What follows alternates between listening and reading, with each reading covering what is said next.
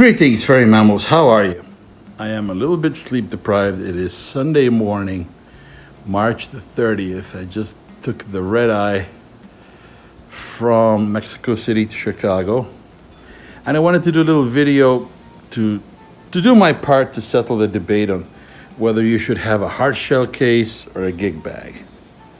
Now, I have been very fortunate to be able to travel from Canada all the way to Chile and Argentina, playing music, and what I have always used is just this.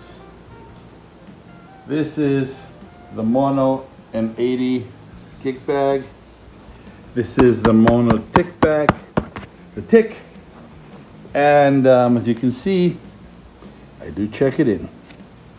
All right, I've never had a problem, so I'm just going to quickly show you what I do, what I carry with me, and my suggestion is this is ideal. Here in this lower compartment, it has a nice little Velcro loop for cableage. I always have extra strings. I have extension cords. Here's some strings you can see. Maybe you don't think you need extension cords, but let me tell you, there's always going to be an asshole in your band says, "Hey man, do you have an extension cord?" Bring it. Always bring it. Next, the actual tick, you can use that to bring like underwear or CDs or things. On this particular trip, I had clothing and stuff in there that I already took out for the laundry. And normally when I am here in Chicago, I hop on the train and that's my pedal board. This is also a big shout out to two other companies that make great stuff. This is the Alpha Omega Photon made by Dark Glass Electronics from Finland. This is the Eventide H90, which is an absolute beast of a multi-effect. Here I have connectors for South America, Europe, you name it. My cables to connect this guy to that guy. The power supply is underneath. It's a regulated power supply made by Eventide. You have all kinds of possibilities how you want to hook these up for the various currents and things. It's amazing. So I love it. But you know, you can use it for your skivvies, your headphones. That's up to you. I will say though that if you're going to use this bag for pedals, the advantage is that you can take it off with Velcro and it's carry on.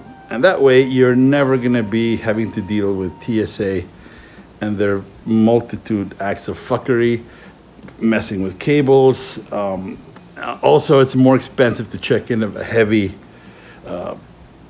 tour case with a bunch of pedals. I think nowadays something like this is all you need. This guy is even a DAW. So you can use this to record. It has a headphone practice amp. It's incredible. So, you know, don't be a poser. And also, this is a pet peeve of mine. Sorry to say, but if you don't have a really good EQ, chances are you don't really know what the fuck you're doing. All right. Now, over here, I have this little glove, something to wipe down the bass, and a glove for my left hand. I have this awesome little tool, that helps me wind the strings and cut them. If you ever break a string, you might say, who the hell breaks a bass string? This guy. And I'm sure you might break one too. I have cables, I have pens, pencils, some extra patch cords in case there's a violent emergency. And I have this wonderful little case that it has little scissors and things that are very, very handy on the road. This has saved my ass more than once, so thank you. All right, now, the gig bag itself. The gig bag itself is, I've had this for about 12 years. This is really this tape, by the way, is also about 12 years old. Gorilla tape, and I'm just about now having to change it because of some damage. But other than that, and I wanted to show you this particular little, I don't know if you can see it, this little piece of failure there. But this is probably very easy to fix. And like I said, you don't ever really use the tick with the gig bag unless you're like in a short walk or Uber or something. Mostly this would be carry-on. So it's been 12 years, okay? And then the real star of the show is what happens to your bass guitar. So like I said, I just landed in my little apartment here, and this is the big reveal. So without further ado, if I open the gig bag, I'll show you one important little trick that I found. Make sure that there is no movement of the instrument inside the gig bag. Sometimes there's a little bit of space left. I'll just take a t-shirt or underwear or whatever. You never know what you need, but just wedge it there. So this is just a t-shirt. And there it is. Now this bass guitar, this is my Groove Gear strap. I love this. Fat, comfortable. When you get older, believe me, you're gonna need that comfort. As you can see, it's brand new. And this bass, I'm just opening the thing now. I don't even check anymore because this is bulletproof. But as you can see here, this bass guitar is not like something you might find in a store. I originally bought this in 1988, but all the pickups are new. You got a badass bridge, all the electronics are new. The original neck got trashed, the frets were all chewed up, the truss rod was fucked.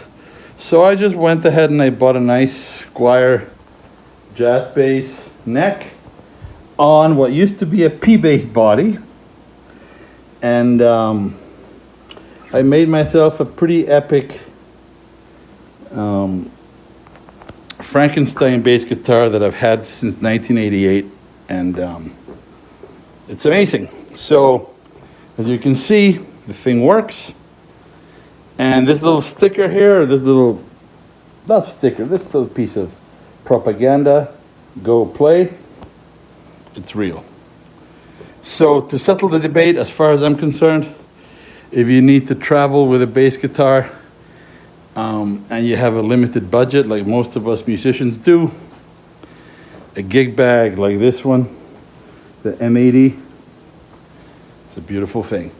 Again, I don't work for the company, but I am a big believer in giving a shout out to people who make great things.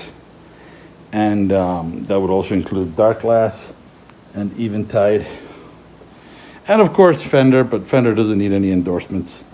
But yeah, this is an original Fender. I bought this like in 1988, I think, or 87. So yeah, this is my little PSA. Get yourself a gig bag. They're awesome. They really are very well made. You can put sheet music in there. Sheet music? That's right, fucking sheet music. Or, you know, fresh t-shirt. You never know what you need. But it's got lots of bags, lots of space. And that's it. So I hope you guys are doing okay. As you can see, I'm a little bit loopy because I haven't slept in quite a while. So I'm gonna call a very good friend, and then I'm gonna go to bed. Smooches, bitches. One last thing.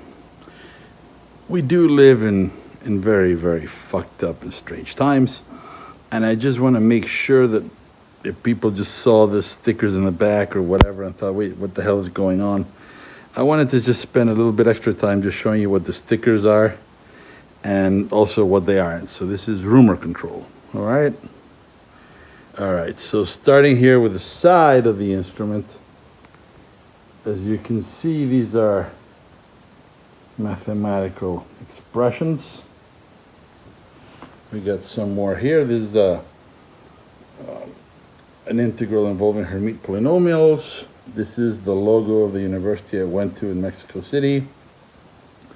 The Penny Regime is a band from Baltimore that I knew and played with, not in the band, but we played shows together in the 90s. This is Uncle Gut, a band that I did play in. This is Sleepy Time Gorilla Museum, a band that I obviously never played with but we did open a show for them, and they were so good that, you know, once they started playing, I forgot I had played. More Zeta Function stuff, more signed products. Kurgan's Bane. Kurgan's Bane is a band that I was in that I love. Big shout out to Pete and Jeff and Lisa, and a great big fuck you to Alan Jantz. He's a piece of shit and a shit singer. Chicago Music Exchange, stickers, and that is my brain from when I had the MRI for the tumor. And as we turn around, I don't know where that is. I just came in and I applied it. This is a very important message. Please do give a shit about reading. Read, think, act, repeat. Please give a shit about reading. I got these two stickers, that one and that one, in the Mexican Cultural Center here in Chicago. And I also got this one. So I don't want anybody thinking I'm a fucking Trump supporter. This is back when he was 45, and of course, as we all know, es el gran pendejo. Just the facts. Rumor control. So anyway, that's the stickers of this bass. People have asked me questions about them. Might as well do it once and for all, right? So this is my oldest bass. It's not exactly original. You can see it's kind of banged up. It has all kinds of battle scars, and like I said, it has a new neck. It has new electronics. It's unique. You won't find one that sounds quite like this. It really snarls. I like it a lot. And that's it. This is my used to be a Fender P bass, and thanks to Danny Bones and other people through the years, it is now a very complicated, weird thing that I love. That's it. Now I'm really going to bed. Smooches, bitches.